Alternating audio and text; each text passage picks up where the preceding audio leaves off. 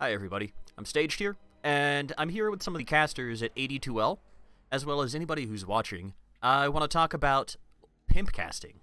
It is a configuration setting for Dota 2, and I want to show you guys how to get it set up, and why you should use it. So, I've gone through and downloaded a pro game. This is from ESL1 Germany. It's Yellow Submarine versus Windstrike.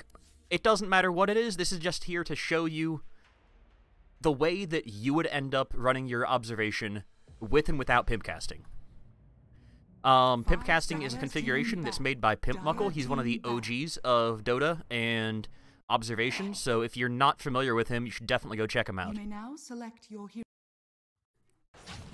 Anyways, I have a little bit of a timestamp already figured out, so I'm going to skip to that approximate area. But without Pimpcasting, if you're on free camera, you can either use, your edge pan like you would in Dota, you can middle drag, or you can use the, I'm going to turn the volume down a little bit, I'm sorry.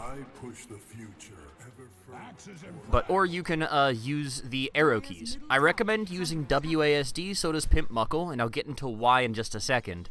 But you want to be able to control granularly the camera without needing to drag all the time. So if you are just watching a game, this is going to be what your camera looks like. So you're going to be dragging, trying to center on the faceless void. Oh god, he's moving. What am I going to try and do? There's something happening on the other side of the map. You jump there. The viewer has no idea where you went to or why. And the entire time, you've got to be in control of your mouse, so you've got to be thinking about what you're doing and saying while you're moving your hands. And honestly, it's pretty taxing, and if you're trying to do things that aren't being dragged, so larger movements, with WASD it looks really jarring. Or you flick the screen, and again it looks really jarring, there's all the distraction of your mouse moving. So I'm going to go ahead and hit a couple buttons. Specifically, I just changed my configuration. So nothing's changed, I still have that jerky, jarring movement, but if I toggle Pimpcasting on now, I can take my hands off the keyboard, I'm not touching my keyboard or mouse, and the camera's doing this for me. And if I want to have a little bit of micro adjustments, this is me using WASD. Likewise, if I want to go across the map, we can look over here. And you saw the camera pan there instead of jumping immediately. So it removes some of the viewer's disorientation from going across the map. So we'll get into how you do all of this, but all of those factors play into why I think you should use Pimpcasting. Especially as a novice or an amateur caster, you're going to be doing the observation on your own, you're not going to have a dedicated observer, and it will save you a lot of brain power and bandwidth, and it will also make things just a lot easier to navigate over time. So when we see this gank come in that I was looking for, it is suddenly so much easier to keep track of all of this in the run-up to it. You can see the TP in, you can zoom out if you need to, which I think I've disabled that setting accidentally, but besides the point, it's a much more pleasant experience. So that's all you really need to see here so far. I'm going to go into how to actually get this bad boyo. So, here on GitHub, on Pimpmuckl's GitHub, you can see the URL on my screen, or if you can't get that, I'll also post the link in the description. This is where all the magic really happens. So it's just a couple of files. This is all just code. It's all config files. All you're going to have to do is drop these into the right folder. So you can open them up, you can see what's in them if you want to, and all it is a couple of bindings, a few other things. You could copy and paste these if you wanted to, or you can also go to, there should be releases right here, where you could download the source code if you wanted to, and make it work just as well. So it'll be a zip file, it'll have all the configs in there, etc. So, but if you're just ripping these out of here, you're going to need the autoexec.configuration, the binds, Pimpcasting, and playing. So, the way that it works is autoexec is going to happen whenever you start Dota, as long as you place it in the right place. So, you have 3 different binds. and then execute playing configuration. So you've got a file named playing.config, you got a file named pimpcasting.config. And if you press F11 with this config, it's going to toggle your settings over to Pimpcasting. If you press F12, it'll toggle it to your playing. So if you're a Dota player, you don't want to have your settings get messed up, edit the default playing.config to match your settings, your camera settings, your controls, anything that may be modified, and you'll be good to go.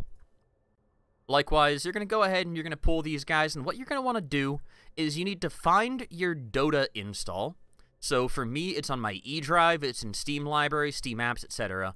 But you're going to go to game Dota config, this folder right here, and you need to get those files that we talked about. So again, the auto execute, your pimpcasting, and your playing, and you need to drop all of those here into this folder. So if you play more than you cast, what you'll probably want to do, I can have the contents of here, is instead of having this say execute playing, or pimpcasting, you'll have it say execute playing. So every time you start Dota, it has your playing config, but you're going to need to use this toggle to switch your configurations. So when I open Dota, if I'm going to be casting, the very first thing that I do is, let's go to home, I will hit the console key, and I'll turn on Pimpcasting. You'll see the lines of code flow through there real quick, just saying what it's changing, and I'll close console, and I'm all gravy. Likewise, if I'm playing, I don't have to do anything. It's all taken care of for me. So, let's take a look at this config file. There's a lot of jazz in here that's really just kind of ridiculous, but the big thing is we've got a low acceleration, we've got a low speed. Those are just pieces of the config that you're going to want to think about. You're disabling the edge moving because that is going to be such a jarring experience for the user. When your mouse is flying all over the place or you're wanting to click on something and you accidentally move it. Likewise, there's a whole bunch of other options in here. They're described very, very well on the README on the GitHub. So, you can take a look through there, and a couple of, like, bindings, I guess, are the big things that you'll want to change. So, for instance, my bind to activate, by default, it's mouse 4. Instead, I have it just set to N, as in Nancy. So, if I press the N key, it is going to activate the assisted camera movement, and if I hit it again, it will deactivate it. Likewise, if I use the Shift key, it will operate on whatever is not. So if you think of it like a first-person shooter game, N is my toggle crouch button, but Shift is my hold to crouch button. Likewise, there's a couple of other settings on here that you really don't need to adjust all that much. This is, honestly, a lot of really heavy things that are mostly outdated, but, all of these settings are useful, and there's some pretty good documentation on them, again, on Pimpmuckl's GitHub. So, let's go and take a look at how you actually want to use this bad boy. So, we talked about it a little bit in the intro, and talking about why you'd want to use it, but let's think about the actual content behind here. So, early in the game, you're typically going to be focusing on a single lane at a time. And you'll be kind of bouncing between them once in a while, but you're not going to have a lot of big team fights. You're not going to have a lot of things you need to zoom out for, because the rotations, the gameplay is going to be very localized. So, especially as I'm talking and thinking and clicking around heroes or just using the numpad, I'm going to let the assisted camera do all of the work for me. So I don't even have to touch the mouse, except for when I want to jump to another location or another perspective. So we can see here the fight with the timber saw and not have to worry about it whatsoever. I can talk about this, I can look at all the items without ever touching my mouse. And there's no disruption for any of the viewers. They're not going to see your mouse moving all over. As the game gets a little bit longer, or as things start to get a little more hectic, you're going to want to turn off the assisted cam some so you can get more granular control, because I don't want to be focusing on just these heroes. I want to be catching the rotation and the movement they're going to. So I haven't really watched this game, but let's take a look at later in the game and just to get a point of this.